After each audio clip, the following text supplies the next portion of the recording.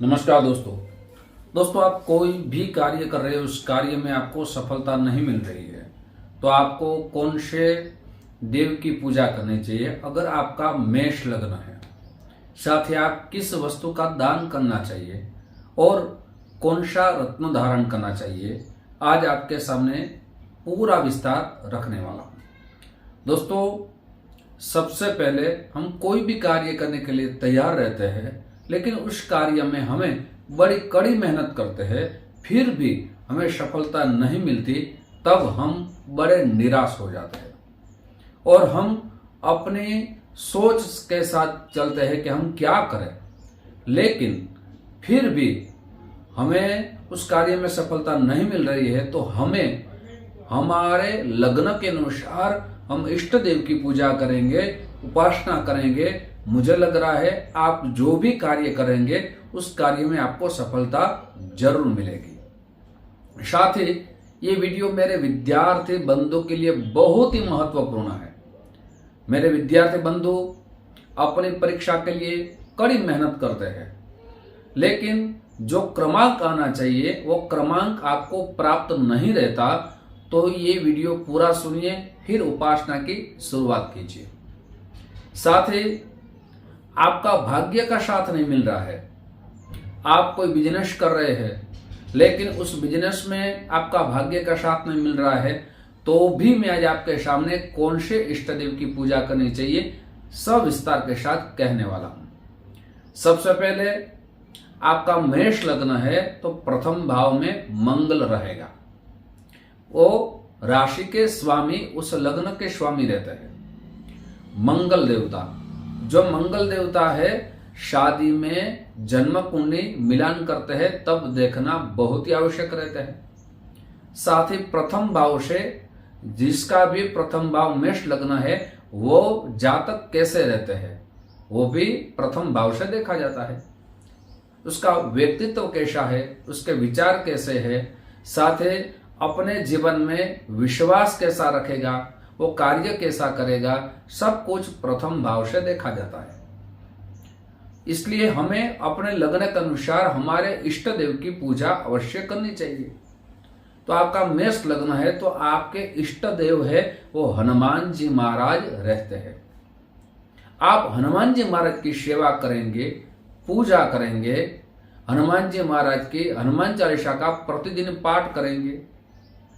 मुझे लग रहा है आपके ऊपर हनुमान जी महाराज की कृपा रहेगी और आप जो भी कार्य करें उस कार्य में आपको सफलता भी मिलेगी। लेकिन कैसे करना चाहिए?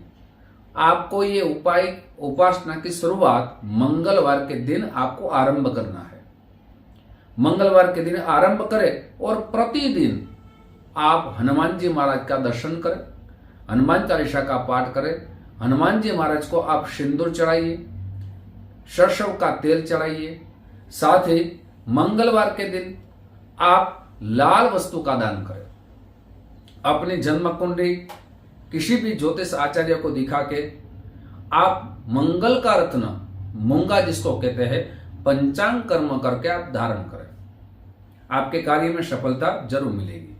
अब जो मैं कहने वाला हूं मेरे विद्यार्थी बंधु के लिए कहने वाला हूं। साथ ही आपका भाग्य आपको साथ नहीं दे रहा है तो क्या करना चाहिए, सारी बातें रखने वाला हूं। लेकिन उनसे पूर्व मेरी एक छोटी सी गुजारिश है। जो मेरे नए दोस्त ये मेरा चैनल देख रहे हैं, दोस्तों अगर इस चैनल को आपने सब्सक्राइब नहीं किया एक बार जरूर सब्सक्राइब कर लीजिए, क्योंकि ऐसे ही ज्ञान वर्धक जानकारी आपके सामने मैं रखता रहूंगा। आपके जीवन में जो कार्य नहीं हो रहे वो उपाय के माध्यम से जरूर होंगे।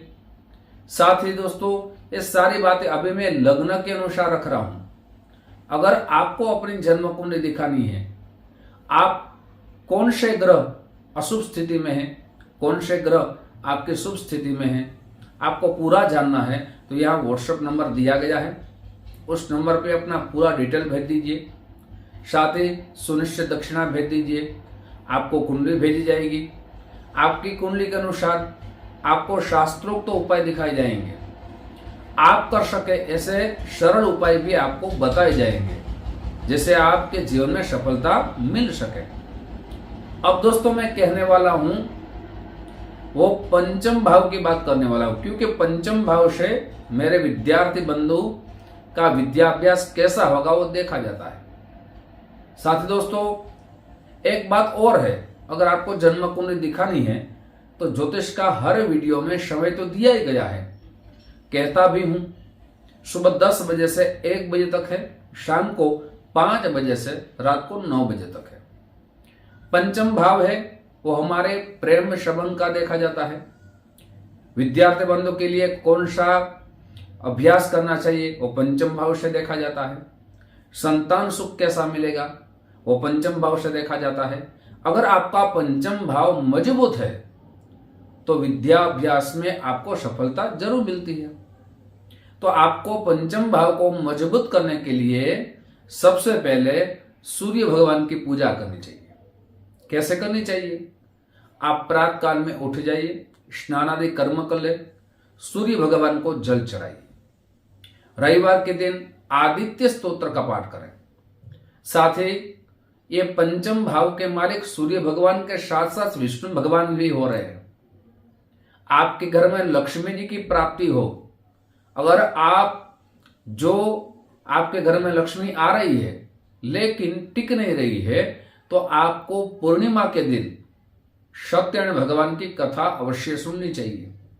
विष्णु सहस्त्र का पाठ अवश्य करना चाहिए। आपके घर में लक्ष्मी की प्राप्ति भी होगी, साथ साथ महालक्ष्मी की कृपा भी होगी। और सूर्य भगवान की उपासना से मेरे विद्यार्थी बंधु के लिए आत्मविश्वास बढ़ेगा। आप जो पढ़ाई कर रहे हैं उसमें आपका मन लगेगा। आप जो पढ़ाई कर रहे हैं आप विश्वास के साथ करेंगे, मेहनत के साथ करेंगे, आपका जो क्रमांक आना चाहिए वो क्रमांक भी आपका आएगा। इसलिए सूर्य भगवान की उपासना आपको जरूर करनी चाहिए अगर आपका मेष लग्न है।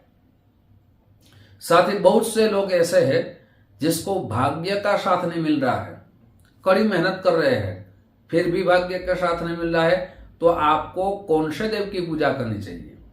यहां से हम गिनती करेंगे, मेष लग्न है तो नवम भाव के मालिक है वो बृहस्पति रहेंगे, तो यहां आपको ब्रह्मा जी की पूजा करनी चाहिए।